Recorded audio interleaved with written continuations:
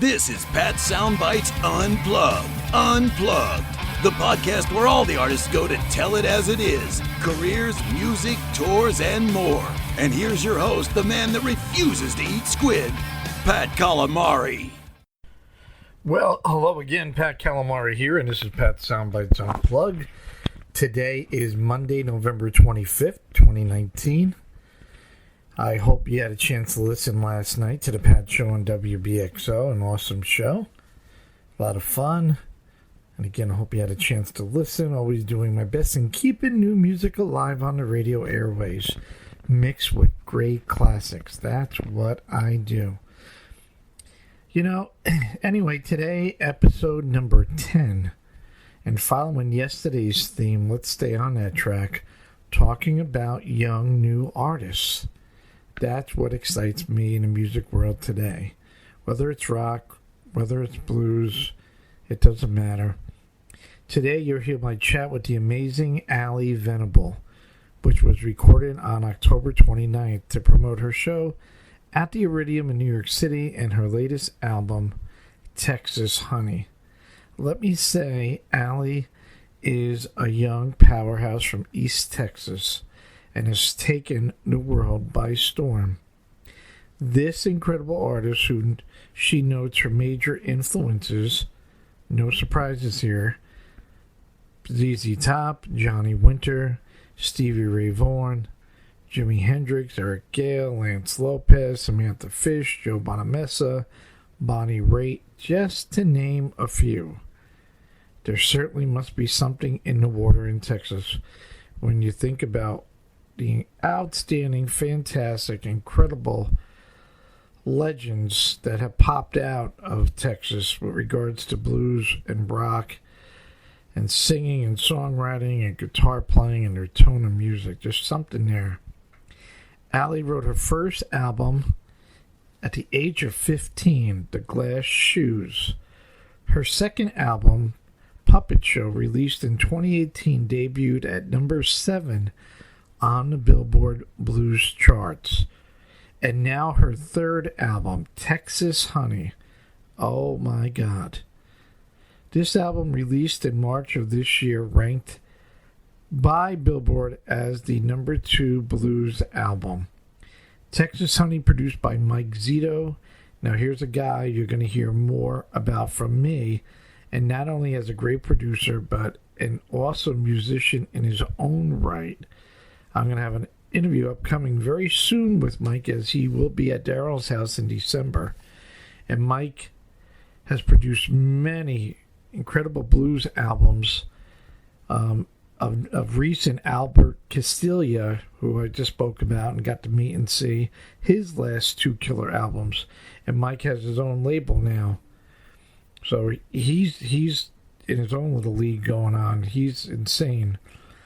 But Texas Honey, from the album opener, Nowhere to Hide, to Broken, and then there's Come and Take It, where Allie trades her vocals and guitar lines with the amazing Eric Gales, and her bandmates, Elijah Owings and Bobby Wallace, just hit it out of the park covering Stevie Ray's Love Struck Baby.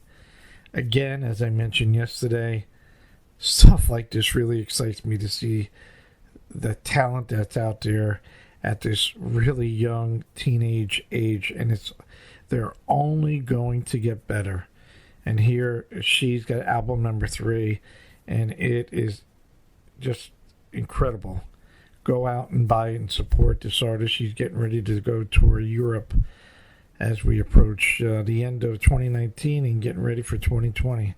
So sit back, enjoy, listen, share, and support this amazing young talent. Here is Allie Venable. WBXO Classic Rock Redefined in conjunction with Pat Soundbites Unplugged podcast. You can hear it in my voice. Very excited to have this incredible rising star who's taken the world one step at a time, Miss Allie Venable. How are you, Allie? Hi, I'm doing good. Thank you so much for having me on your show. Oh, absolutely. Thank you for your time. Allie is on the road touring. Just came back from actually Europe. And she's coming back to the Iridium on Sunday, November the 3rd. And you got to get a ticket, and you're going to check out a great show. Allie's got a super band. She's promoting her album, Texas Honey, which is listed as, what I just saw, number 2 on the Billboard Blues albums. How cool is that? Yeah, it was really cool to find out, that Texas Honey got number 2 this year. It was really cool. Obviously a young lady, but your composure is just so cool, calm, and collected. Like, I know this isn't your first rodeo. You've been doing it for a little bit. Allie's from Texas, where all the great guitar shredders are. I was just with Billy Gibbons the other day. I mean, Billy Gibbons, Johnny Winter, Stevie Ray, Albert Collins, Freddie King, Eric Johnson. I could go on and on. You must be drinking that lemonade, man. You are rocking and rolling. What's with Texas and these great blues rockers and guitar players? Yeah, Texas is proud, a proud state of, Texas guitar slinging and all of that stuff. So I'm definitely proud to be from Texas and, play guitar and be from there. It's a really cool thing, all the amazing artists that are from Texas. It's really cool. Oh my goodness, absolutely. Let me just get you from the beginning. How did this all start, Allie? I know reading some articles here and there. I know, in high school you had the cello, I believe. And then you converted to guitar. Is mom and dad, is your family musically? My family is not musically inclined, but they are music lovers. So they exposed me to so many different types of music and really great music. My mom especially was super into 80s hair bands and stuff like that, and they really loved going to concerts as teenagers and into their adult life. So I've definitely been exposed to all sorts of music growing up, and I just fell in love with blues music when I started playing guitar, and it led to what I do now. You made your first album when you were 15. Did obviously have a great support system. Your parents. Oh yeah, they love it. I think it's really cool. And a great band that I'll let you talk about in a second. It's crazy. At such a young age, you're like, okay, this is what I'm doing. I got this. And I got to say, I have not heard the Glass Shoes from your first album or the Puppet Show. But I did read the Puppet Show from 2018, debuted at number 7 on the Billboard Blues chart. So you're doing something right. You got yourself surrounded by great people that have you on the right track to success. Yeah, that was really cool. Last year it got number 7 for my second album that I put out, and it's just been a really fun time. Writing songs and playing with my band. I love my band, and just seeing the world and meeting all sorts of different people through just playing my songs. So it's really cool. Where do you find the confidence? At a young age, you get up in front of a stage and do what you do so well. There are people that are afraid to talk in front of a crowd. Public speaking, people freak out. And here, I watch you on YouTube and and you just there's no big deal. I got this. And was there training? Are you scared to death before you walk on stage? Where does it come from? Well, I think, when I was little, I was really outgoing, and I look at it like people are there to have a good time. They're paying money to come see you. They're going out with their friends. They want to have a good time, so they want you to do good on stage. They don't want you to fail, because they want to have a good time.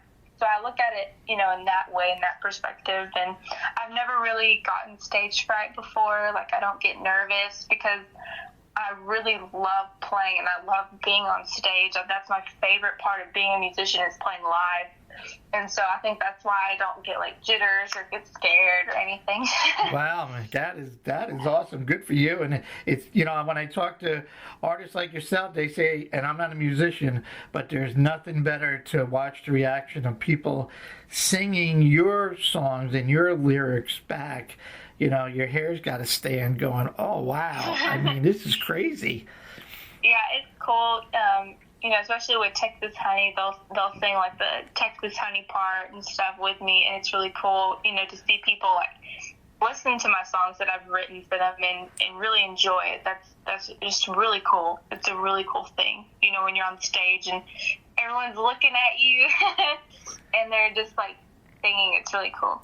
It's a really fun experience. Let's talk about Texas Honey, produced by Mike Zito, which is an incredible gentleman artist, producer in his own right, and you wrote, I mean, just about all the songs except for the Stevie Ray, and I want to say that old great song that really fits in well, Betsy Smith.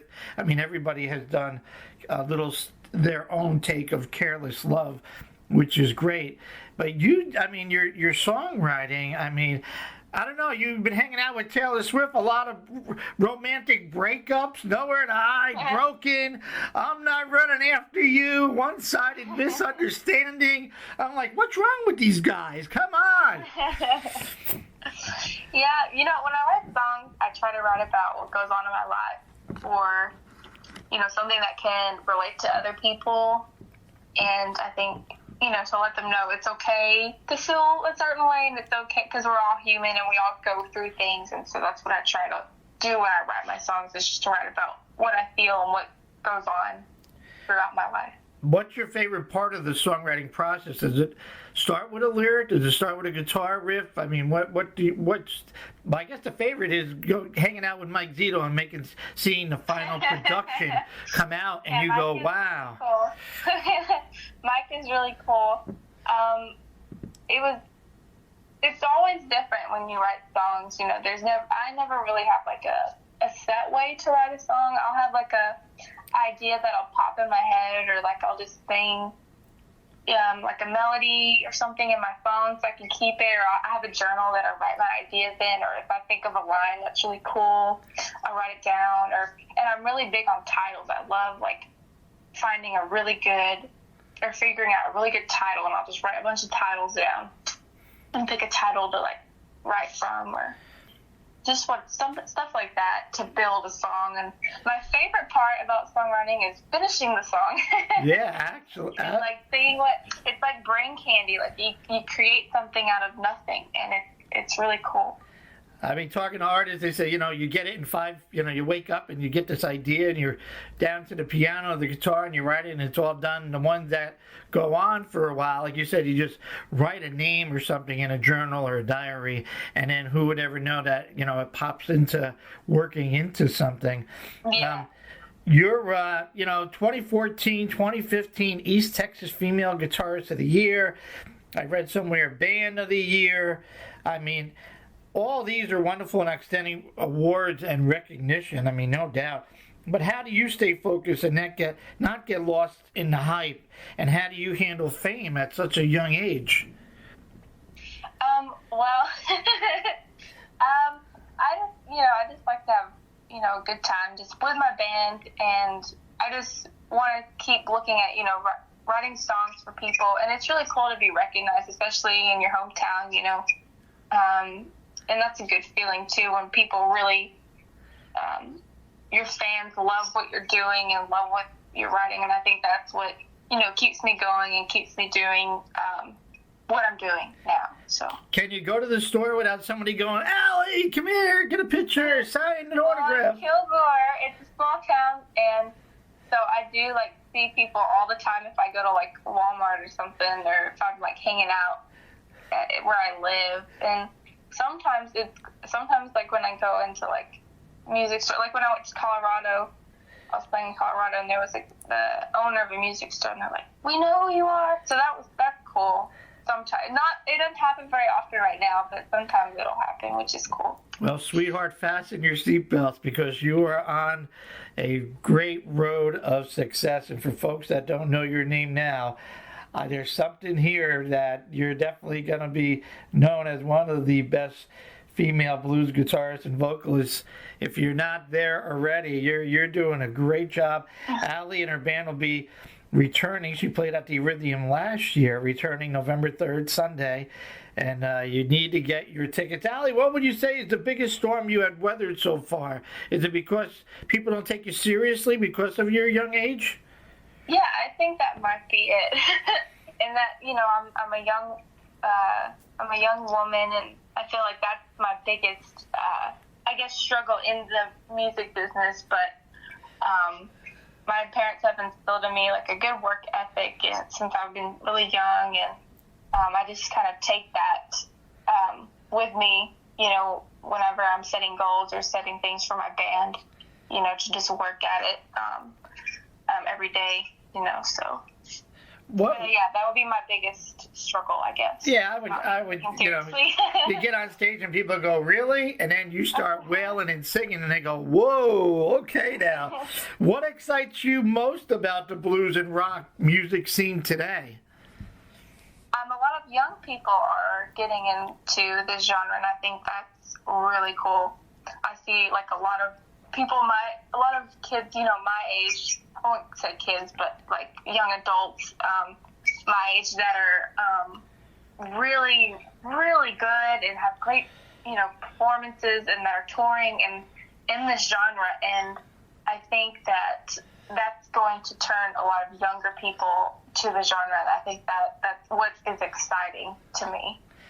Yeah, there's a lot out there. I just interviewed Abby Kay, and she's from North Carolina, and she's on bass, and that's her boyfriend, the red bass guitar, and she's been at it for a while now, and she's focused, and she's determined, and you're absolutely right. What advice would you give someone, in high school now or middle school that says, I want to be like Allie or Abby or, the next Samantha Fish or somebody like that? What advice will you give to them? Anything that you could offer that you've been through so far? I think I would say just do what you love, play the songs that you want to play, write the songs that you want to write, and don't be afraid to put yourself out there and be scared of what people might say, because if you're happy with it, then at first the other people will definitely love it too. Yeah, you know what, and to hell with them. I shouldn't say that, but you know what, you got to do what you got to do. It's about you. I tell my young adult children, failure. It's not about failure. It's picking up. People, there's going to be hurdles all over the place. You're too young. You don't look good. All that stuff. You just keep going, doing what you do, and eventually the doors will come down. You just got done with the Blues Caravan tour out in Europe with Inga and Katerina. How was that experience? What was that like? Yeah, that was really cool. I went to a lot of really great countries. We went to Germany, the Netherlands, Austria, Switzerland, Sweden, Belgium, France, the UK, Scotland. Just so many really cool places, and it was really neat to see all the different types of people that, they all came to watch our show. So that was really nice, really cool. And then me and my band are going next year. Me and my two guys, Elijah and Bobby, are going next year to Europe in March. Nice. You're working on it. I'm sure, like most artists, you're already writing and you're ready to hit the studio if you're not in there already, besides touring. Yeah, I have some songs that I'm writing right now and for my next album. Yeah. So what does Allie do besides when she puts the guitar down? What are your outside interests and hobbies? Well, I like hanging out. When I'm back home, I have a boyfriend, so I hang out with him. And Kilgore when I'm not playing music, and I like to do, normal things like go to the movies and, go out to eat with my family and stuff like that. Nothing wrong with that. I mean, and going back to Texas Honey, looking at the tracks, you had Eric Gales joining you on a track, which was really cool. And I know the track before that, you had Lance Lopez, who I've interviewed a few times on one or two of your tracks. And you know, I just saw the video last night, One-Sided Misunderstanding, and that's a great song. Great job with the video. Thank you. Is that you on slide or is that Mike? It's Mike on slide. In the video, it's me playing, you know, the part, but Mike is playing slide on the album. Okay, and the more, you know, when I got the album, or I should say the CD, I started playing Nowhere to Hide, I started playing Broken, I threw in Love Struck Baby, but then I really fell in love with the One-Sided Understanding, and the one I'm attached to is maybe your next single, I don't know, that's up to you guys, is Running After You. That is just so radio friendly, catchy. Oh, That's a great song you got there. Not that the others aren't bad, but that's I don't know. I'm attached to that one right now. Thank you. Yeah, everybody likes that one too.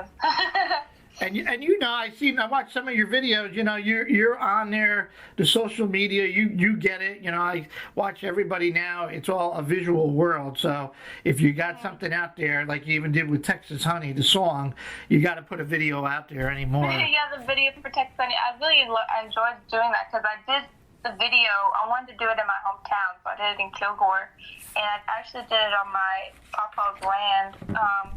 There was this old barn like on his property, and I was like, we should totally use this barn for Texas Honey. It'd be so cool. So we played in front of the barn, and I stole, you know, the Texas Honey in the video in front of my great grandma's sewing shed. Oh wow! And my boyfriend did as well. I poured honey on his head at the end of the video, so it was really cool. Excellent. Well, anything else that we could help promote you with, Allie? Any other projects? Anything? What's on your bucket list? Who would you like to maybe play with or do a duet with? Oh wow! Gosh, there's so many great guitar players. I would love to maybe do something with Kenny Wayne Shepherd or like Joe Bonamassa. I love Joe Bonamassa. Oh, wow. Cruise in February, so I'm excited about that. Beth Hart, I love Beth Hart so much. She's really awesome. So, well, I'm excited to see you at the Iridium on Sunday. You can learn more about Allie and her band, AllieVenableBand.com. She's on all these social media outlets. She's got a website, Facebook, Instagram, Twitter. Check out her videos. Go and buy Texas Honey. You will definitely not be disappointed. I was playing a few tracks last night, and my wife says, not knowing you, she goes, that young lady sounds a bit like a little Bonnie Raitt, a little Natalie Maine from the Dixie Chicks, and a little Miranda Lambert. And I go, that's pretty cool. I said, I like that. Vito told me I sounded like Natalie Maine from the Dixie Chicks. Like, you and him are the people that have told me I sound like her. That's so funny. And Natalie's from one of my wife's favorite bands, and Natalie's from Texas. And I said, no, I'm going to talk with her tomorrow, and I got to mention that. And I said, that's a pretty good fit. I mean, I like all three, and your voice is very soulful and very gritty, and you could go from blues to rock to blues, and you get your point across. I would encourage everybody to go out and buy the album CD, Texas Honey. It's all out there. And go to Allie's website. And we are looking forward to hanging out with you on Sunday. Thank you so much. I'm so excited. Allie, thank you very much for your time. Miss Allie Venable here on WBXO. We are classic rock, and we are redefined.